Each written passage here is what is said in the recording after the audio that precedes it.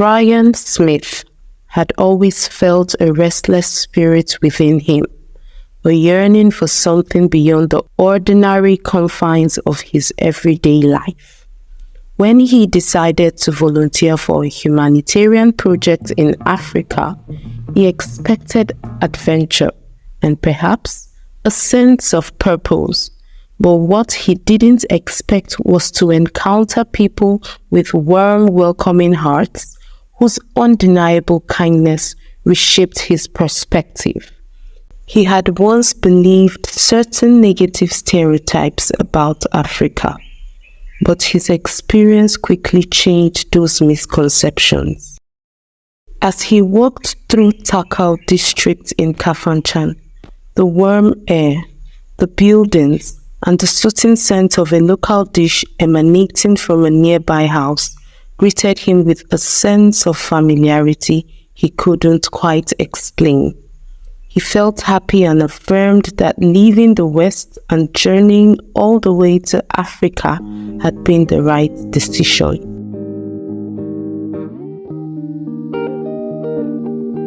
The Smith family lived in affluence, their grand mansion nestled in the neighborhood of Greenwich, Connecticut.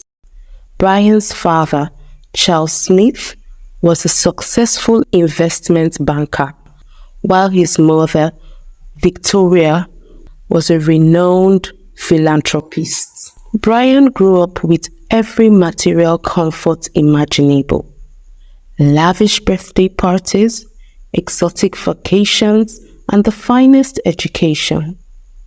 Despite all the wealth, Bryan always felt a void deep within. He yearned for something more, something money could not buy. Bryan couldn't shake the feeling that he was meant for something different. His older brother, David, had followed in their father's footsteps. David was also an investment banker, while his sister, Emily, was a celebrated socialite.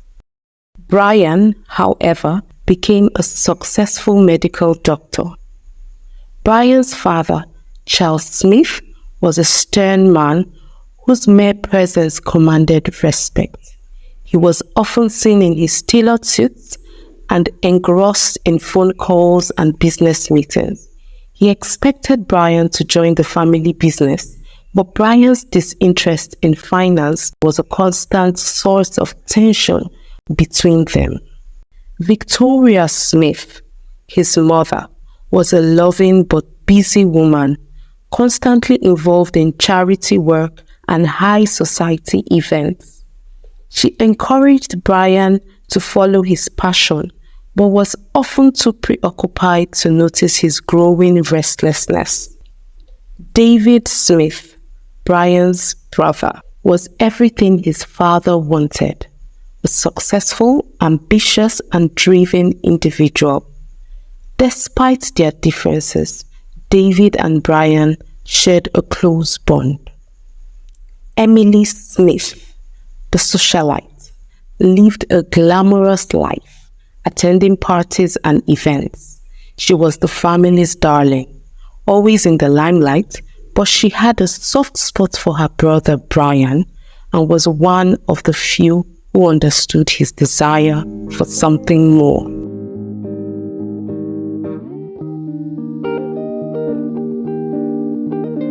The turning point came one summer evening when the Smith family hosted a lavish charity gala. Bryan was expected to attend, but he found himself sneaking away to a quiet corner of the garden. There, he met Dr. Laura Bennett, an old friend of his mother and a renowned humanitarian. Dr. Bennett had spent years working in various parts of Africa, providing medical care and aid to undeserved communities. As Bryan listened to Dr. Bennett's stories of her experiences in Africa, he felt a spark ignite within him. Dr. Bennett spoke of the beauty of the continent, the resilience of its people, and the deep sense of fulfillment she found in her work. "Bryan," she said, her eyes twinkling with passion. "Would you like to be a part of our work in Africa?" He responded immediately, "Yes, yes, definitely." That night, as the gala lights twinkled and laughter echoed through Mr. Smith's mansion, Bryan was filled with thoughts of his future trip to Africa and what the experience would bring. After the event, he broke the news to his family that he would be joining Dr. Bennett's team the following week for their humanitarian work in Nigeria. It was tough news for his parents and siblings, but they all respected his decision. His dad eventually accepted Bryan's choice and gave him his blessings before he left for Africa.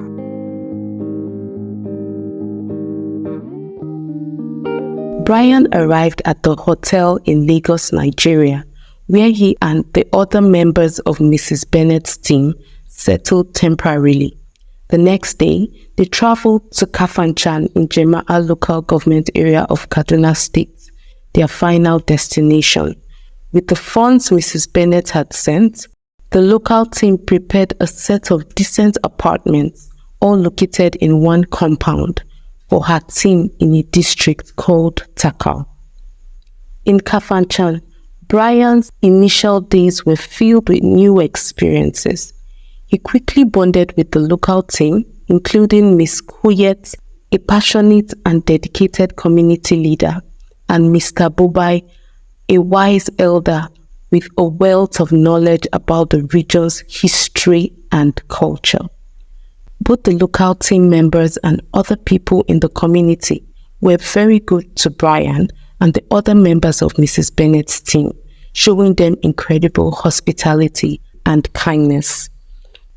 One evening, after a long day of work, Bryan, Kuyet, and Mr. Bobai took some time out at Madame Chori's restaurant, a popular local spot within the community.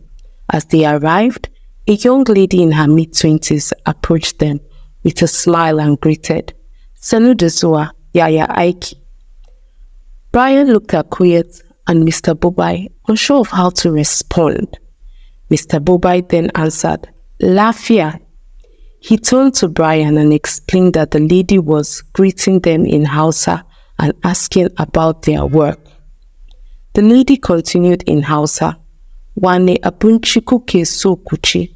Bryan smiled and said, "I must learn the Hausa language." Then they all laughed together. Mr. Bobai then explained to Bryan that she was asking what food they wanted to eat. He responded to the lady in Hausa, and soon she brought their food to the table. After they had finished eating, they stayed in the restaurant for a while, and Kuyet shared stories of her childhood, her dreams, and the struggles of her people.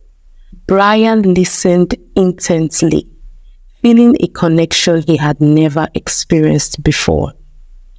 "What brought you here, Bryan?" Kuyet asked. "It's rather unusual for someone to leave America and come all the way to Nigeria to serve," she remarked. "Restlessness," Bryan replied. "I was searching for something more, something meaningful."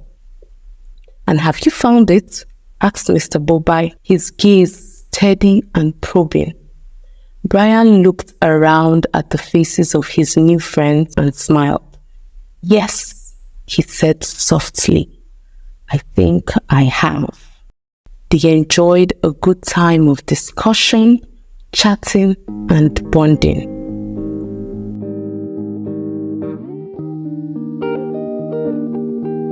As he walked through Takal district in Kafanchan, the warm air, the buildings, and the soothing scent of a local dish emanating from a nearby house greeted him with a sense of familiarity he couldn't quite explain.